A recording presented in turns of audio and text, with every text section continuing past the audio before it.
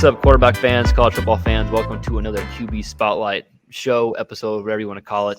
And super excited for this one. We have a guest. Before we get into the guest, I'm the host, Stephen Hamner, co-host App State quarterback Brady McBride. And again, this is a place where we talk quarterbacks, all things and everything's quarterback. It's just a quarterback hub. So as long as it's related to the quarterback position, it's fair game here. And we're super excited about this guest. It is, for those that don't know, who aren't in Texas, which I'm sure we have people that aren't, he is a Texas legend, coaches at Southlake. Carroll is Coach Riley Dodge, and he played quarterback at UNT. And I'm going to have Brady list off everything that he's accomplished and is accomplishing here in a second. But super fun interview, and we're excited to get into it. But again, if you like quarterback content, any quarterback-related videos, video breakdowns, guests, interviews, whatever that may be, this is your place. Please consider subscribing, like the video, all that fun YouTube jargon. Brady, I didn't even get you a chance to tell us how you're doing, man. How you doing today or tonight? I'm doing good. Just finishing out, taking my workouts one at a time. That's what I'm talking about, dude. Let's let everyone in classes good. Yeah, stay on top of those classes. Yeah, not just workouts. Let's go ahead and talk just real quick. List about all the accomplishments that Coach Riley Dodge has had thus far. Yeah, so Coach Dodge, he's the son of Coach Todd Dodge, which he has won and been a part of 7 state titles in Texas, whether it's Southlake, Carroll, or Westlake. Coach Dodge played quarterback. Or Riley Dodge played quarterback for his dad, Coach Dodge, and won a state title in 2006. Passed for 4,000 roughly and 54 touchdowns, which is third all-time in Texas high school football history. And he rushed for 1,019 yards and 13 touchdowns, which is also just absurd. He was committed to play at Texas for Mac Brown for a while and ended up following his dad to North Texas. After his playing days were over, he went and coached at a couple colleges, QC, GA, and became the offensive coordinator at Marcus High School in Flower Mound. And I think it was 2018, he became the head football coach at Southlake Carroll, and has been there ever since. Yeah, this was a super fun interview, and any Texas high school football fan I think is going to love it, but I think just any quarterback fan, football fan in general, will like this insight. Real quick, Brady, before we get to the actual interview, what was like a big takeaway you got from the interview? Like what was the main thing you kind of took away from talking to Coach Dodge? Yeah, no, Coach Dodge is someone that I've looked up to for a long time. Just we have the coach's son thing in common. So just hearing his insight and his childhood and growing up as a coach's kid, it really intrigued me, and it was just awesome to hear his point of view. Yeah, no, I'm same with you. I think my biggest takeaway was his detail orientedness, if that's even a word, right? He wanted to be just like super prepared, his preparation, and him wanting to do everything with excellence. Like when he talks about the 7-on-7 versus air, like the ball shouldn't hit the ground. That was big to me. And then of course the Johnny Manziel stories that he gets into. So it's a lot of X's and O's, but it's also just quarterback geeky stuff and just some Texas high school stuff. So we're excited about it. But enough of us talking. Let's go ahead and get into this interview. First episode with the guest, Coach Dodge. Just from my standpoint, I'm extremely honored to have him on here, and someone I've looked up to from a young age, as he was a coach's kid and someone I could always kind of look on, like playing wise, and then seeing him grow into the coach he is now. So I just want to thank you, Coach, and glad to have you on here. Yeah, man. I appreciate you having me, guys, and excited to talk about a little quarterback play. Yeah. Coach, real quick, how's the weather over there? So we're in Austin. It's like freezing cold, and we're snowed in. Like schools are canceled. Like, what's it like over there for y'all? Yeah, you know what? Y'all actually saved me. I got 3 kids at the house, and we were snowed in Texas fashion, which is a little ice on the ground. So we were snow day, and we're busting out the seams. We are getting a little bit antsy in the house. So I said, hey, hop on the podcast. Told my wife I gotta hop on this now. important work. Yeah. Our 18 followers. Yeah. So I'm pumped.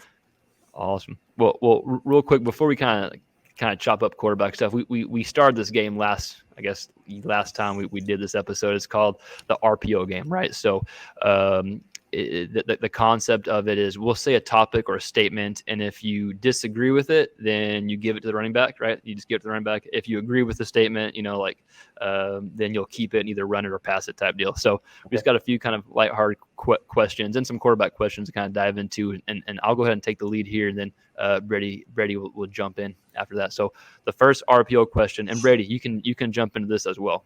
Okay. Yeah. First RPO question. The Texas A&M Aggies have more crazed fans than Texas Longhorns, and as it relates to football fans.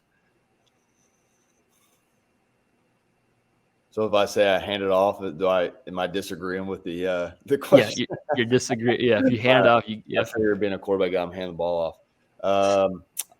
I've worked at both places. I'm going to hand the ball off. Nice. Okay, so that means disagree, right? I disagree, but they are rapid. They are crazy. When things are going well for the Aggies, it can be scary. I married an Aggie, so I'm fully aware. Okay. Yeah. Interesting. Brady, what you got? I kind of got one. So growing up in Coppell, I kind of spent a little bit of time in Southlake, so it's kind of a more local question. But mine is Kincaid's has the best hamburgers in Southlake. Ooh. Yeah, I'm gonna dish it on that one. Yeah, I agree. That place is phenomenal. That's good. We used to have a place called Johnny B's that would rival Kincaid's, but Kincaid's is definitely on top right now in Southlake. Yeah. All right, Coach. So opposite, right hash of the field, deep out, five step drop, no hitch. Right, say you're under center. That's the toughest throw in football. Just a deep out from the opposite hash. Yeah, I'm gonna hand the ball off on that, especially for me. I would if you're telling me I'm under center as well, that'd be my feet have to get underneath my hips pretty quick, and I'm gonna have to crow hop that thing. So yeah, really dependent on time in there. Yeah. I'm probably throwing a pick regardless if my technique's on form or not. So have to rush the feet on that. Yeah.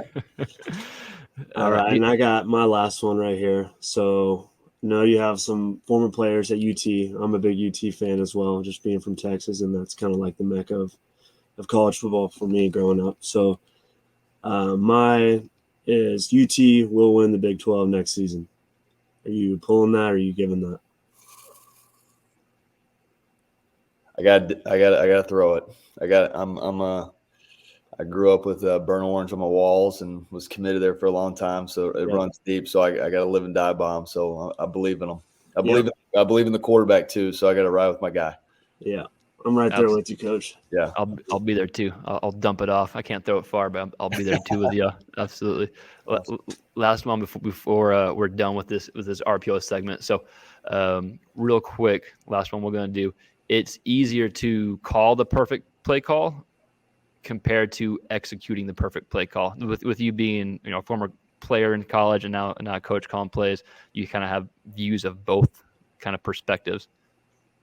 I'm going to hand it off in the sense of I'm going to say it's easier to make the perfect play. I think too, just with if you believe in your abilities and you've done it a million times, you want the ball in your hands. I think that guys calling the play too, when they got a guy that can dish and they really trust, obviously calling plays becomes a lot easier. But I would say as a player, me playing and coaching, I would say, definitely as a player. Yeah. Interesting. Awesome. Well, I want to get in I'll open this up real quick, and Brady's got some really cool stuff. Both of y'all being, kids of some just great coaches in Texas. So for anyone that doesn't watch this or isn't from Texas, Brady's dad is a legendary high school coach, and so is Coach Dodge's dad. Coach Riley Dodge's dad. He was one of the best coaches in all of Texas high school football as well. So both of these quarterbacks were coaches' sons, right? And so there's a lot of cool perspectives, really unique kind of perspectives and kind of stories I think they have to share that we can get into. I think a lot of people watching can relate, because anyone watching this or listening to this is going to be quarterback heavy or quarterback junkie, a football junkie to begin with. But before we get into that, I do want to touch on Quinn Ewers just real quick, because you mentioned him, you mentioned the Texas Longhorns. when people talk about Quinn, a lot of times you hear the strong arm can make any throw. There's nothing on the field he can't do, right? You just hear like the big stuff. But I want you to maybe talk about or give an example of what really makes him good, like the small details, right? You've been in the same quarterback room with him, you've coached with him, like, so you have a unique perspective that only you can have because you were in that room with him, as far as, whether it's the preparation, the film, whatever it may be. Like, what are some small things that have made him so good besides just the big, strong arm aspect of things? Well, I think the outside perception of Quinn is he's got the mullet, and then he's a little bit different cat from the outside looking in. But if you really know the kid, I mean, he's a football player. I think that he loves the game and is ate up with it. And obviously, like you were saying, Stephen, I got to spend a lot of time with him in the film room and got, up close and, personal with him on that side of things. So the kid loves ball. He's ate up with it. I think one of the tangibles the quarterback's got to have, he's got to be a tough dude. And it doesn't get much tougher than him. I mean, he's battled through some injuries. He's played his junior year. He came back from a double hernia surgery and battled his way back and led us to a state championship, missing 8 games as his junior year. And I would say he's probably in that state championship game in 2020 is probably playing about 70 to 75%. So a kid that willed his way back on the field for his teammates. And, we all knew that he gave us the best chance to win, and even at 70, 75%. And then I think another great quality he has, I mean, he is even keel as he gets. And I know that phrase is thrown around quite a bit in quarterback rooms. You got to be even keel. But I mean, he is the same cat when he's going to throw it, when he throws a touchdown against Alabama in the first half and until the very end. He has a special way about him that he understands is the long football game. And I wasn't like that, especially early. I had to mature into that. I was a little bit too fiery at times, and I had to calm myself down. And I think the last thing for him, I mean, it's rare, and I tell people this all the time. Like, one of the most comfortable in his own skin individuals I've ever been, been a part of. I mean, he is who he is, and he's unapologetic about it. And I think that makes him kind of what he is. And the sky's the limit for Quinn. And he's such a young cat. Like, I think people get that he's so young. But I mean, I would say last year was his like super true freshman year, and so he's a young dude that's still trying to figure it out. And he's about to get his first full off season in football ever. He never had a full off season with us. Was always playing a second sport. We're battling back from an injury, and so he's going to get his first full winter and summer, the whole deal. So I'm excited to see what a full calendar year does for him. Well, that's big time. That's something you touched on that hit home. And Brady, you can probably relate to this and expand on it, is being comfortable in your own skin, right? Because if you're comfortable in your own skin, if you throw for 4 touchdowns and no picks, that's great. If you throw 1 touchdown and 3 picks and, you throw the game-losing pick 6, but as long as you're comfortable in your own skin, you can kind of bounce back from that, regardless what the outsiders are saying looking in. So I know Brady can kind of attest that too. And, just plain as of late, and with all the social media hype that there is now, if you're comfortable in your own skin, then that means you can control what you can control. It's what you're kind of focusing on. Yeah, I think we kind of hit on that last week, and the advice was just what I had to say was basically just sticking to who you are, and that plays long dividends in your teammates and just people like respecting that you're constantly the same person, not real high, not real low. Just I think that pays a lot of good dividends for you just as a leader, and people respect that and respect your authenticity. So, no, that's spot on.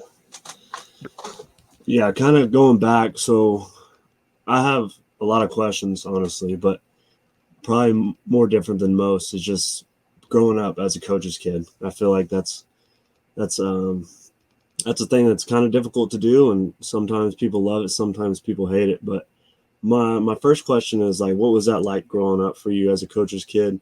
Just like how many moves did you have to make, and new friends, saying bye to old friends, keeping in touch, just all that kind of sort of stuff. So yeah, love being a coach's kid. We moved quite a bit until we moved to Southlake, going into 5th grade. So we were in Rockwall, Texas. We were in McKinney, Texas. My dad got a position coaching job in North Texas in the early 90s. And then we moved to Cameron, Texas for his first head coaching job. After Cameron, we went to Newman Smith in Carrollton, and then Foster Ridge and Keller, and then Southlake, Texas. So quite a bit, but that's all I knew. It was like every 2 years, let's pack the bags. We're moving somewhere else. It's just it was part of the deal. But, obviously I didn't know anything else, and neither did you, Brady. So, I mean, it was I love being in the field house. It was a playground. It was like a new playground every 2 years. And I think that sports in general kind of help you navigate friendships and build. And I think too, probably the best thing for me, I mean, I got to be around a lot of different people, right? And I think that goes back to being a quarterback. I mean, you have to manage a lot of different people and in coaching as well. So, yeah, I mean, it definitely paid off for me, and I absolutely loved it. And then I got 2 boys right now that are at the field house 24/7. So it's a fun life, but it can be crazy on the family. Yeah, that's good stuff. That's good. And then another one kind of on that same realm is as a coach's kid, I looked up to other coaches' kids and my dad's players. And I remember there was quite a few of them that kind of took me in, and they were nice to me, whether it was because my dad was a coach or they actually liked me. And so my question to you is, did you have any of those kind of guys that kind of invested in you? And if so, what was that like? Yeah, a ton of them. I mean, from not just at Southlake Carroll, but just across the different paths that we took. I mean, I was probably bugged a lot of them because I wanted to be around them, and then I looked up to them like they were the Dallas Cowboys, and I thought they were the greatest thing ever. We're pretty close in age, but Chase Daniel. I mean, Chase was a senior when I was a freshman, and we worked out a lot together with my dad, and spent a lot of hours together, and we still stay in touch. But that was a guy that I looked up to, just the way he worked and how he handled himself. And we played the game similar just because we weren't the biggest guys in the world. Now it's still crazy. He's still in the league everybody can see it like on Part of My Take, and just the amount of money my man's made over the years. He's doing it right. And he was definitely one. And Greg McElroy, we were close in age as well. I mean, I can go on and on, but those were the guys I looked up to, and on how to do things, especially the quarterbacks, because that's the position my dad coached, and so I got to be around those guys. That's good. Yeah. And for those that don't know, who aren't Texas high school football fans, Riley's dad coached, I don't even know how many Division I quarterbacks. You probably don't have enough fingers and toes to count in his career, but from Westlake and Southlake. So just from some perspective there for people listening and watching. The last 2 quarterbacks he coached were one was the number 1 quarterback in the nation, if I'm not mistaken, right? And Kate Klubnik. Yeah. And then was Ellinger before him, or is he? He was after.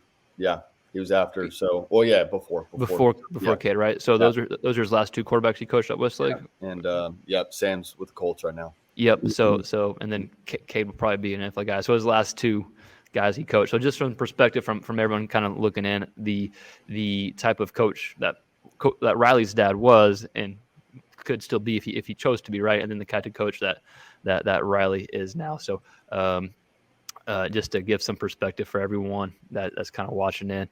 Brady, I know you got a few more questions. I want to stay on this topic because I think it's a unique topic we got.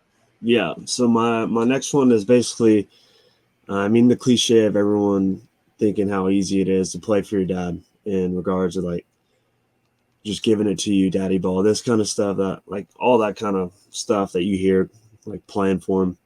But in regard, like, I feel like it was harder just because he holds you to the highest standard. And then as a quarterback, you're held to the highest standard just like, because you're quarterback. So my question is like, did you ever have a time where you were like, Dad, I don't know if I can play for you. Like, this is tough. I don't know if I ever had that. I think you probably had it tougher than I did, Brady, just because of social media. You know what I mean? And like the outside noise, like it was just you. And I see it now. We have some coaches' kids around that are dudes, but Mhm. sometimes people just can't get over it. But what I remember my dad telling me at a young age. I mean, probably as I was in middle school, I think he could see that I was a talented kid. And he just said, "Hey, listen, you have got to be the hardest working dude in the building each and every day. You got to be the same cat each and every day when you walk through here." And I took that to heart, as I got older, I think what he also meant was the guys in the locker room have got to feel that. And Mhm. then when people, not that you need to go outside your body and do things that you're, incapable of doing, but you need to also show the rest of this town like that, the coach's son is very, very capable of playing quarterback Yeah. here at Southlake Carroll. So I took that to heart. I definitely heard it, in middle school or different people talking and stuff like that. But I think that was a chip on my shoulder, just the way I kind of went about my business. And I had some, and I was fortunate, like I said those names earlier, Chase Daniels and Greg McElroy. Chase was a 2-time Texas High School Player of the Year. Greg was the High School Player of the Year right after him, and Mhm. then here comes the coach's kid. So like, there was, and they all had won. They both had won state championships, and so that was a burden that I was willing to accept. And I don't know if I would have been able to do that, to be honest with you, Brady, if I wasn't a coach's kid, Mhm. and I also got to see, my dad go through ups and downs through his coaching career. I think some people, it's like, it wasn't always rainbows and butterflies. I remember his first year at Southlake Carroll, we started off 0-3 or 0-4. And I remember waking up the next morning, we had for sale signs in our front yard. I was like, Yeah. man, this is real. This is a little bit different than Keller Foster Ridge. So the expectations are a little bit higher here. Uh, Mhm. but just seeing that and the sense of urgency was there. And uh, I just, I wanted to put a good product on the field, but also, let everybody know that I was putting the work in to, make sure that we, won football games. Yeah. And you mentioned the state title. So you won your state title your junior year, My junior year, yeah, and that was in 2006, right? I'm 6. And that was versus Westlake in the infamous play. I'm sure you know what I'm going to Yeah, say. yeah, The puke. yeah. And I remember watching it. What was it? A Mhm. post route? Yeah, it was a little pipe by number 2, a little skinny, little bender. Yeah. So basically, you were sick that game. Why were you puking? Well, kind of like you, Brady. I was a runner, and so I could do a little bit of both. And I got hurt against Odessa Permian in the third round of the playoffs. So broke a couple. It was a rough one coming back from West Texas. Tore my ankle up pretty good, and Mm. so like the whole playoffs, like I didn't run, and I was in the pocket the whole time. It was a little bit different world for me.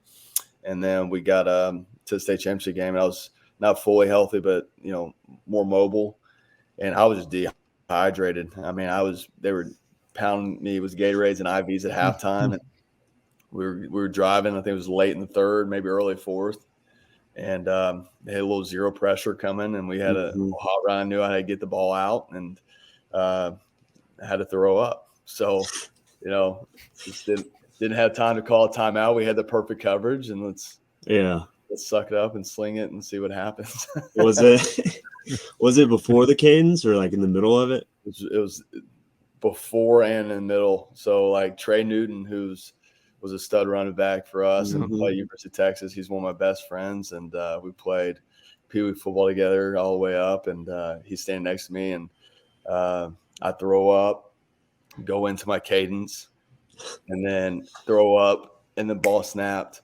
And the whole time he's like looking at it, and so he like drags me off the field and still throwing up. It was a bad deal. It was a bad deal. But I get asked about it a lot. but it used to be like, yeah, no, it was a badge of honor now. So I'll just take it, I give my quarterbacks a hard time. They'd say they're having a tough day or having a rough. I was like, man, you got no idea, man. That's awesome. Because that was before social media had really like taken off. And yeah, I remember watching YouTube videos like back when YouTube first got popping, and it was almost like the Tebowing thing, or like people were like making skits and were they calling it dodging? Dodging, I guess, yeah. Yeah, and that was just like, it blew my mind because it was before social media, so it was like a meme before its time, if you will. Yeah, if social media was around, it would have been an animal, but that's probably a good thing for me. Yeah, that's good stuff. Okay, and yeah, just kind of going on. I'm kind of trying to go in like a as you grow older in that sequence. So growing up, like in high school, so your dad, he had established himself as a winner, and y'all won state titles, multiple state titles, and then like, so me, I didn't really think much of that, but just like going from that, and then he's taking the job at North Texas, right? Mm-hmm. And I feel like just after being in a college locker room, like, and winning the respect over, like, just kind of doing that all over again, but for a college audience, and not having that long history of winning. Was that a little tougher to play for your father as a college player rather than a high school player? If that makes sense. Yeah, no doubt. It was two different worlds. Absolutely. Yeah. And I was committed to University of Texas for a long time, and then just the 18-year-old in me wanted to go help Pops out, and he didn't push me to do it. He was actually kind of upset when I decommitted from Texas, but I just kind of told him, my reasonings and stuff like that, and I'm so glad I did. I mean, I think people think that we didn't go through adversity in high school. Man, we went through a lot of adversity. We were able to overcome those things and win football games, and I, get into college and experience different adversities that I think that have made me to who I am today as a husband, as a father, and then also as a coach now. I think I'm have more grace for different situations, but yeah, absolutely, definitely difficult. But man, what a great experience for me as well. I mean, challenging each and every day. But you want to talk about rewinding back what we were talking about, like how I had a went over my high school locker room. But those, at the end of the day, a lot of those guys, they knew, those were my buddies, and they knew, like, after Greg, I was the next guy up, and then you go into a college locker room, and there was scholarship quarterbacks when I walked into the room at North Texas. Here comes the coach's kid. Mm-hmm. And, my dad did an unbelievable job.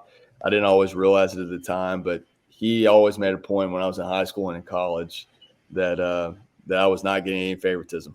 Mm-hmm. I mean, my man was on me. We had an amazing relationship on and off the field. He had a good way of turning it on and off.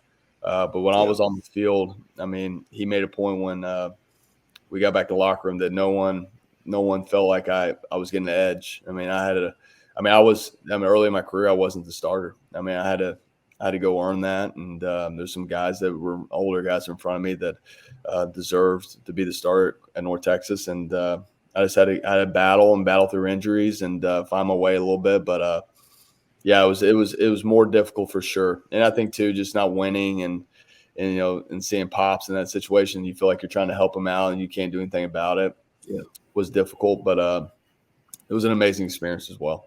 Yeah, that's awesome. That's awesome. What would you say the biggest difference between like your game converting to college would be? Because obviously high school, it can be a little easier to manipulate and like run around and kind of improvise without knowing exactly what you're supposed to do on each play. And then when you get into college, you got grown men coming after you. I mean, and if you're not spot on what you're doing, you're going to get hit in the teeth. So what was that like in transitioning your high school game to your college game? Yeah, I think, probably the biggest thing was early in the season in North Texas, you're playing those money games. Mm-hmm. And, the biggest thing for a quarterback, especially young ones, is confidence. And so, early in the season, we get a win here and there, and then go on the road, go to LSU or go to Clemson or go to Alabama or something like that. And you're like, and you hit like a 2 or 3 game run where you're playing, some Power 5 ball clubs and some quality opponents. And so, we're outgunned a little bit, and so you're trying to, as a young quarterback, trying to find that confidence again. And but like you said, I mean, everything's just so much faster. I mean, it's when you make the leap from middle school to high school to college, college to NFL. I mean, the guys get bigger and faster and stronger. And but the processing, I think the biggest thing was me learning, like, it's got to be done during the week.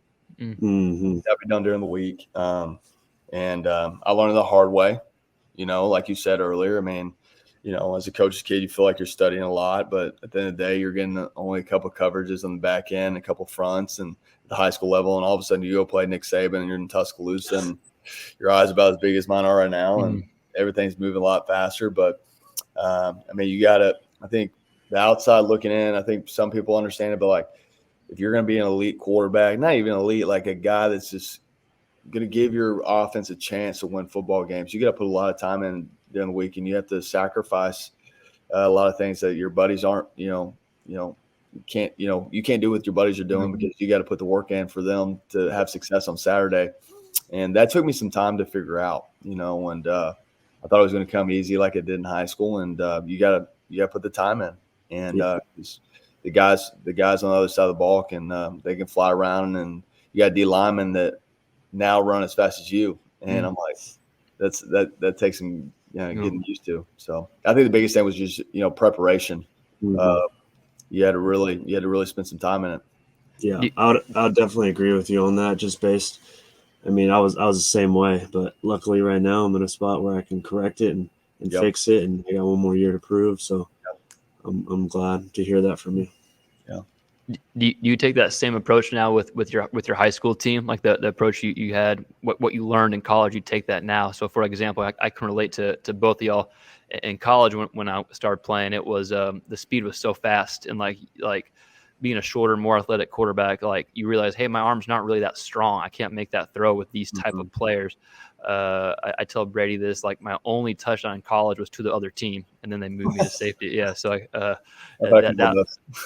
was like, man, these guys are hit. They're big. They're fast. I'm not going to last. I knew it. But I think the biggest thing for me, like y'all said, was the preparation aspect. Like if you prepare in the week, it's easier on Saturday. It's not easy, but it's easier on Saturday. Same thing on Fridays, right? So you kind of take that same philosophy you learned in college, and you've kind of brought it to the high school level.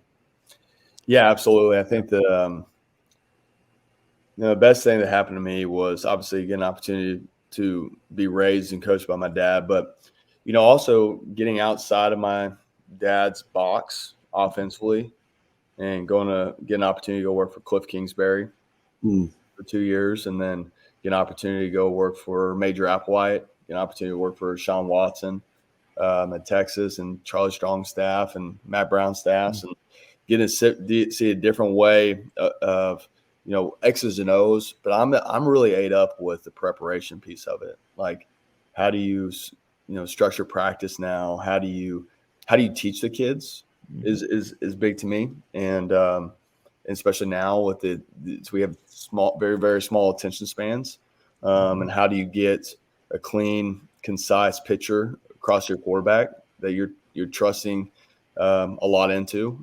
So I think I learned a lot on that side, and that's what I'm trying to do with my guys. And I mean, technology nowadays is crazy, and how we're able to do things. I got a great staff, and the way we prepare these guys. And but that's what I try to tell the quarterbacks. I mean, man, you just never know.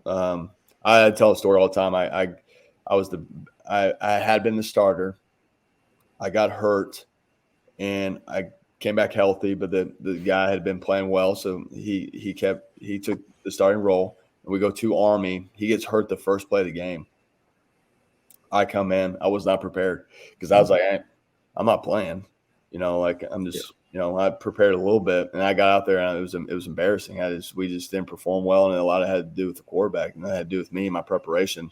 remember getting back on a plane, leaving New York and coming back to Denton, Texas. I was like, that'll never happen again. I just felt embarrassed. And I tell the quarterbacks that a lot, I think a lot of people won't tell things that are really good in their careers, but man, with some life lessons that I can pass along to my young quarterbacks. And we spend a lot of time. And I think the biggest thing I want my kids, the quarterbacks at Carroll, is just like, I want you to, like, when we're processing a concept and we're going to attack a certain coverage, like I always say, like, what am I thinking? What are we trying to accomplish on this play? And starting to talk to them like that. And so, I mean, I love that side. I probably love the meeting room, the board, sometimes more than I actually love the grass and watch them kind of grow in that side of things. So, that's a fun part of it.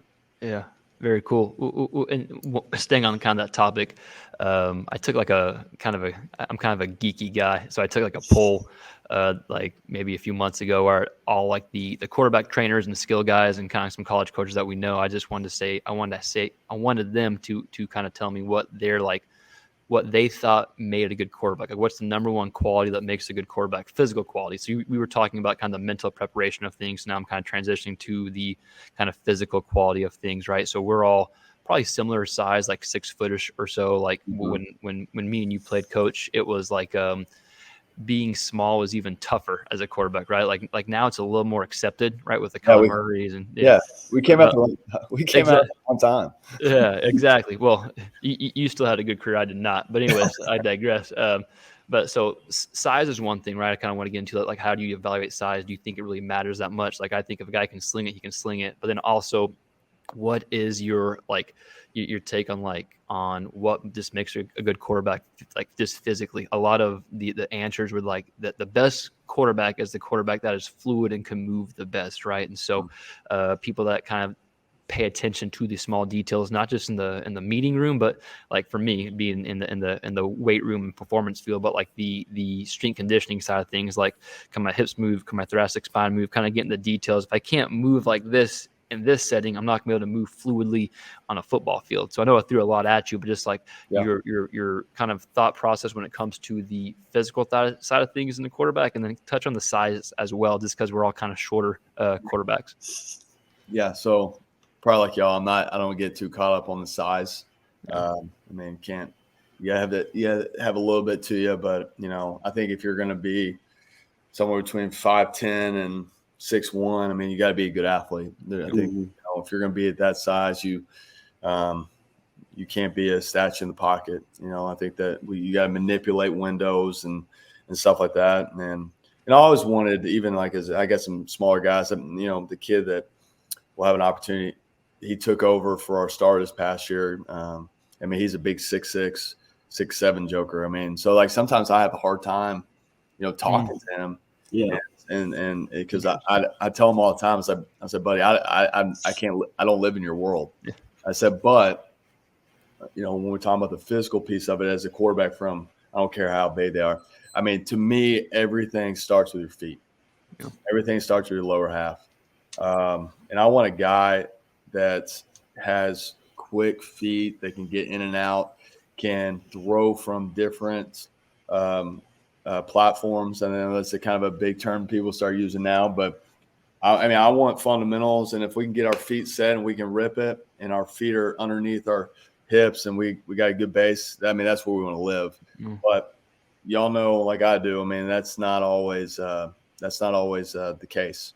I mean, I would say probably about 85 to 80% of the time we're playing from a dirty pocket, and maybe even a little higher than that, depending on where you're at. But, we want a guy that can manipulate, but I think it starts with your feet and your lower half, and you want a guy that's got a strong lower body. I'm a firm believer that the ball is pushed by my lower half, and my arm is the lever. Yep. Now my lever's got to be tight and stuff like that. But, I think that's number one. And if we're talking like for me, like prerequisites, like what I'm looking for in a quarterback, I think number one, I mean, we're all looking for intangibles of a quarterback and what he can bring to the locker room. But prerequisite number one for me is being an accurate passer. I'm not talking about arm strength. I'm like, is this kid an accurate passer? And I've added, is he consistently accurate? And everything we do from the time the ball touches his hands when we're warming up to routes on air to 7-on-7. I mean, it drives me nuts. Like, I feel like routes on air to 7-on-7 should translate. The ball should not hit the ground. I mean, we do not have a pass rush but being competitive inside of that. And but that's prerequisite number one for me. You got to be an accurate passer to play for us. And but long-winded on that. But I think the biggest thing is lower half, and you got to be. And I've been really we've really dove into this a lot, and just our strength and conditioning and stuff. Just mobility in general, just flexibility, and just really I've gone away from some of our old school stuff where you just walk out, grab the football, and start ripping it. We got a guy in town that, like you, Steven's been around some baseball guys, and he's a good buddy of mine, and we've really sat down in a pre-practice plan and a post-practice plan for our throwers. And then also changing what they're doing in the weight room a little bit, and trying to tailor to them. And so we've seen a lot, and our kids love it. They love it, and they also see some of these elite guys doing those things, and they enjoy that we're doing those. So that's been a benefit for us as well. Yeah, that's cool. I could talk about that for hours. Brady knows that. I won't spend too much started.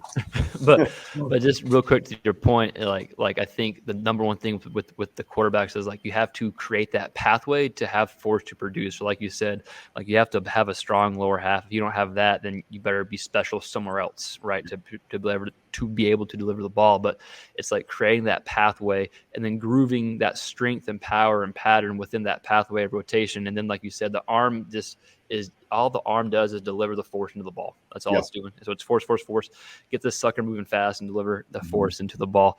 The fact that y'all are doing is probably a reason why y'all have so many good quarterbacks, right, to take that approach. But I think it's like, just like anything, throwing a football is specific, and so you can like be specific in how you attain to be a better thrower. And like the guy you mentioned, like we've been seeing with more in quarterbacks, we're assessing like quarterbacks that assess in a similar fashion in some aspects that assess closer to like some of our high level MLB guys tend to be the quarterbacks that are better. Like Brady, when you assess him, he's got some qualities that would have made him he got some qualities that would have made him a pretty good baseball player if he just was on the mound or something. So it's interesting to see like in the kids that maybe aren't as good or developed. It's like, we can tell, like when some kids come in or high school or college kids come in, it's easy to tell just from how they assess like how they throw the football. Can they spin it? Are they quick? Does it take long to throw? But it's interesting you say that. I won't talk anymore about that. I know Brady's got a few more fun questions to get into, but I could go hours about that, Coach. But I won't talk your head off. Well, no, I think that another thing for me that I've tried to get out of my guys is like you have the Steph Curry, and you have the Patrick Mahomes, and you have Aaron Rodgers. You have these unicorns that are just freaks. Yeah. And they're able to do things that us other humans are incapable of doing, right? Yeah. And I think too, sometimes you got to break that a little bit with our guys. Because man, I want my cleat, and like everything's not going to be. And we do work off, like we're talking about, off-platform stuff when things do, when it does get chaotic. But I mean, I want my cleats in the ground. I want to push. Take my right hip and throw it through the football. And but I see with young guys a lot, especially when we get them, is when we're throwing, when we're like lifting up, and instead of pushing to the target, but we leave our feet. And I'm like, man, it's like when I'm doing the A skip, like I want to generate power into the ground. It's the same thing as a quarterback. Like I got to generate power when I push, like you're talking about the pitcher. Like, so those are things that we constantly work on and drill.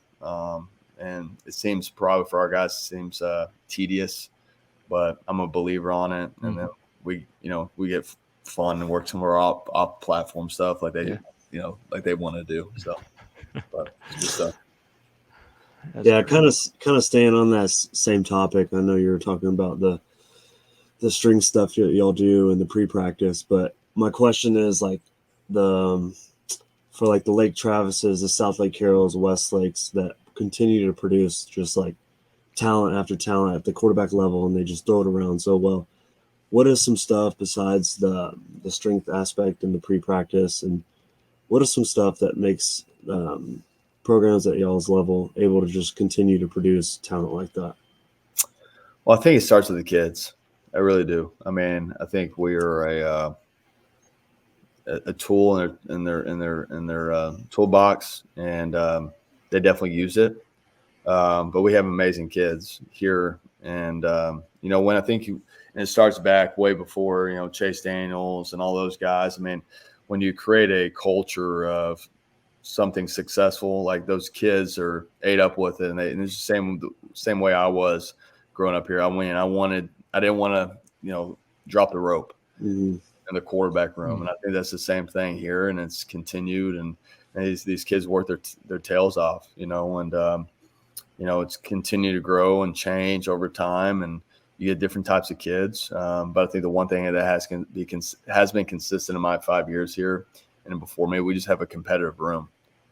We have a competitive room that pushes each other, and I think we're talking about prerequisites, like being an accurate passer. Number two is like, is this dude competitive? Is he ate up with winning? And I think we got that, and you got to continue to work on that. I don't think that's something that just comes natural. But I think too, is just like the different things we do. A lot of people do it. Is just the quarterback school, the things we do in the off season. Kind of changed up this year. Instead of waiting for a certain time to start quarterback school, we're just kind of slowly chipping away at it throughout off season as we get to spring ball. But Brady, I think it starts just with the culture that we have here at Carroll and just the football program. And you just talk about Westlake, Lake Travis, and other places, like they've had a long line of guys that have had success, and I think it just comes from those kids just not wanting to be that guy that people talk about, like he didn't hold the rope in the room, and so it starts with the kids, and then we kind of fill in the gaps. Yeah. Would you say that, because I growing up, I did all the 7-on-7 stuff, and just a common theme was that y'all were always really, really good at 7-on-7, and y'all just threw it around and didn't drop nothing, and y'all were always winning. Would you say that plays a role in y'all's success? Yeah, I think it does. I think it's something that's got to get better for us, to be honest with you. I think one thing that we took a lot of pride in was like routes on air. My dad used to say all the time is, if someone from the outside came and watched us practice, what do you want them to say about you or us as a quarterback wide receiver group? What do you want them to say about us when they get back in the car and drive away? And my deal was like, the ball don't hit the ground. Like that is like, there ain't no one out here. There's no defense out here. But I think it started with routes on air and creating that sense of urgency in what we did. And then to 7-on-7, I think that translates. But I think the one thing that we did in 7-on-7 that we continue to do is probably what y'all did at Coppell Brady is like, we're gonna run our offense. And, if we end up winning 7-on-7 games, great. If we don't, it is what it is. But let's go compete and run our offense. And I think too, the one thing it's helped us out, we continue to do, is like, you still see, like in 7-on-7, you see like you'll have a guy on the sideline coaching the kids and calling the plays.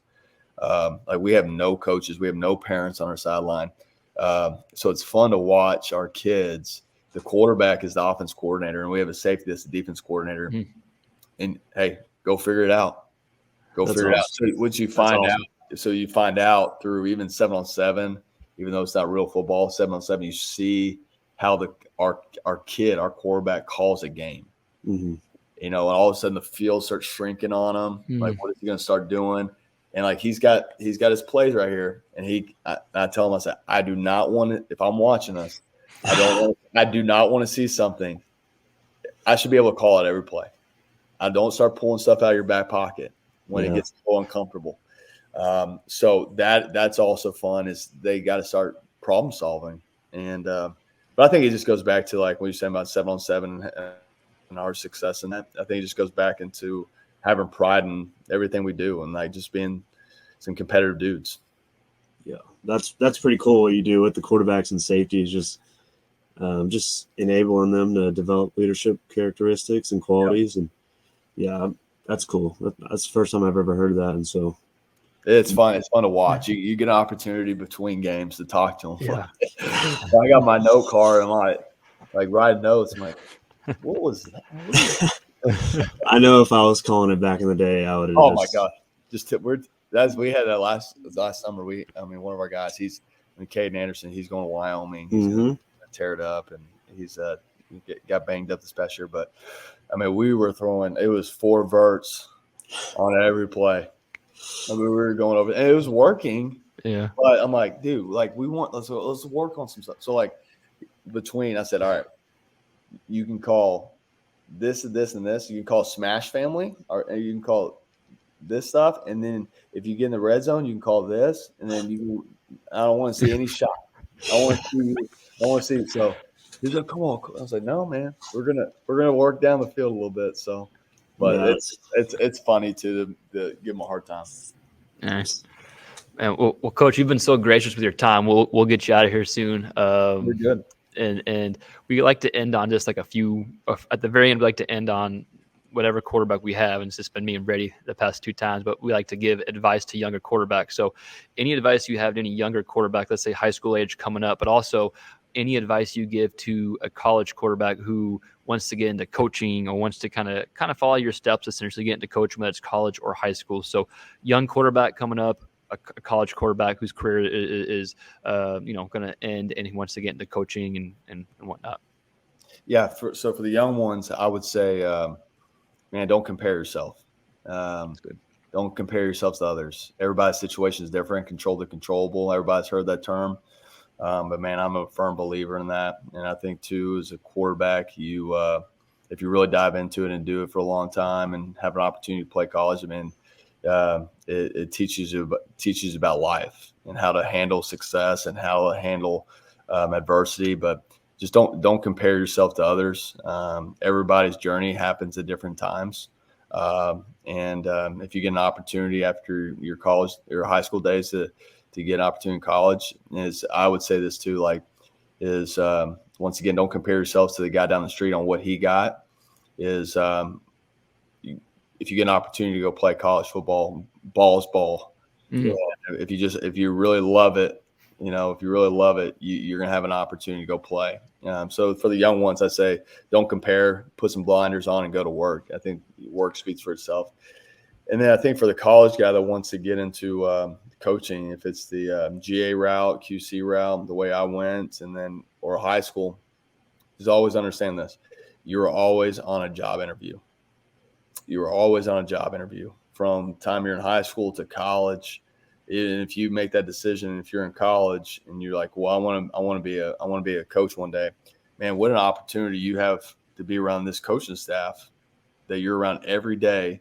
And it doesn't necessarily mean the guy that's the best quarterback or the best football player, but the way you treat people, how you prepare, so on and so forth. You have an opportunity every day to build your resume in front of really, really quality coaches that might hire you one day or might pick the phone up right when you get done and say, hey, you need to call this guy. He's the next great thing. He's going to work his tail off for you, blah, blah, blah.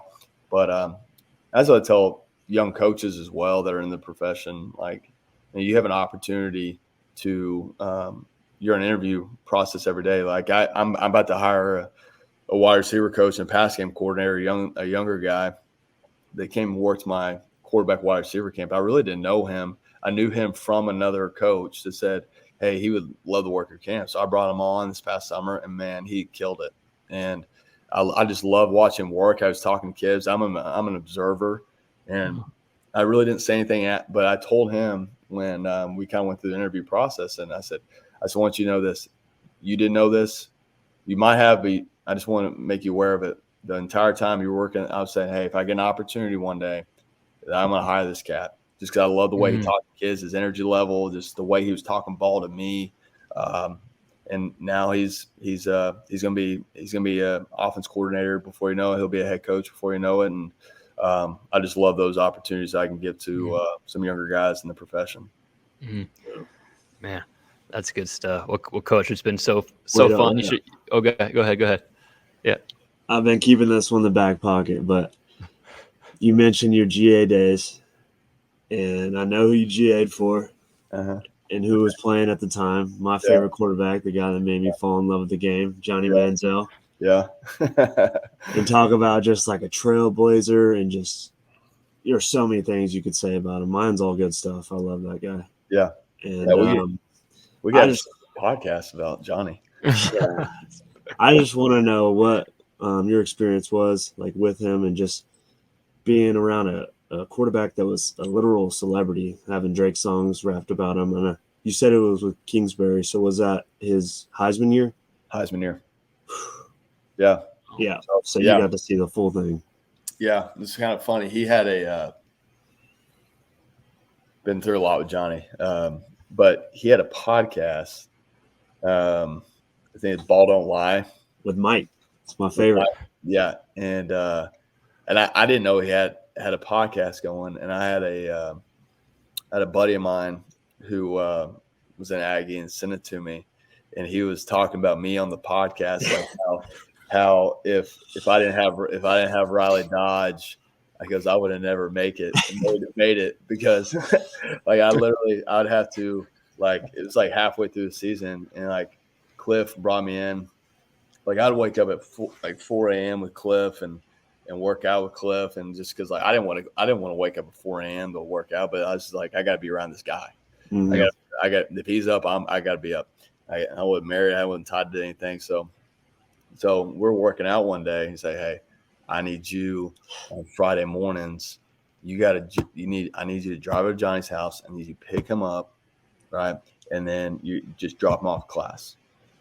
And so, we did that for about 8 straight weeks, and it was hell on wheels getting him out of that house. But I have some great stories about him. But I would say this: I love the dude.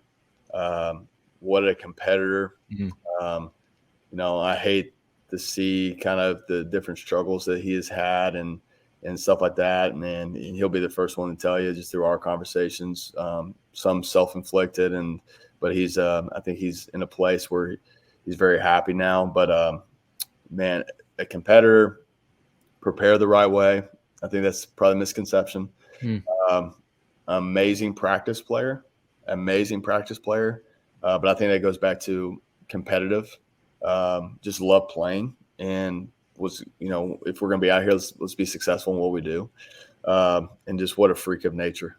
I mean, just nasty.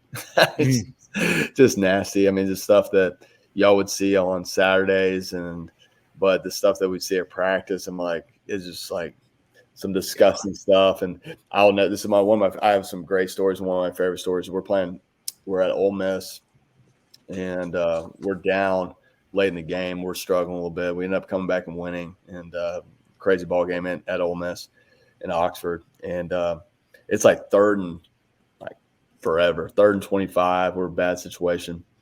We just go 4 verts. Let's see what's going to happen. Really, we're calling 4 verts. Let's see if he can scramble around and go make a play for us. And they go straight up pre-line Tampa. We got Ben Molina from Cedar Hill. He's a running back, and he's a check down guy, and everybody's running around. Mike Evans, Ryan Swope, Kendrick McNeil, and we wasted I'm serious, like a minute 30 on the clock because he's just running around, and we don't get past the line of scrimmage. He ends up throwing away. And so kind of our process was, you'll see how I just slip my fingers as a quarterback. But kind of our process was like Cliff would kind of be getting his thoughts together after the series, and Johnny would come over to me. I would talk to Johnny, and then so I would kind of hold Johnny, and then Cliff would come over and we'd kind of talk about it, and then Johnny would leave me and Cliff would talk a little bit. But I'm talking to Johnny, and Cliff's pissed because we're struggling, and he hears the back end of our conversation. He's like, Johnny's like, what happened? What? I was like, dude, they were pre-line Tampa. I mean, it was a tough situation. I said, he goes, did I have Molina? I said, yeah, you had been on the check down.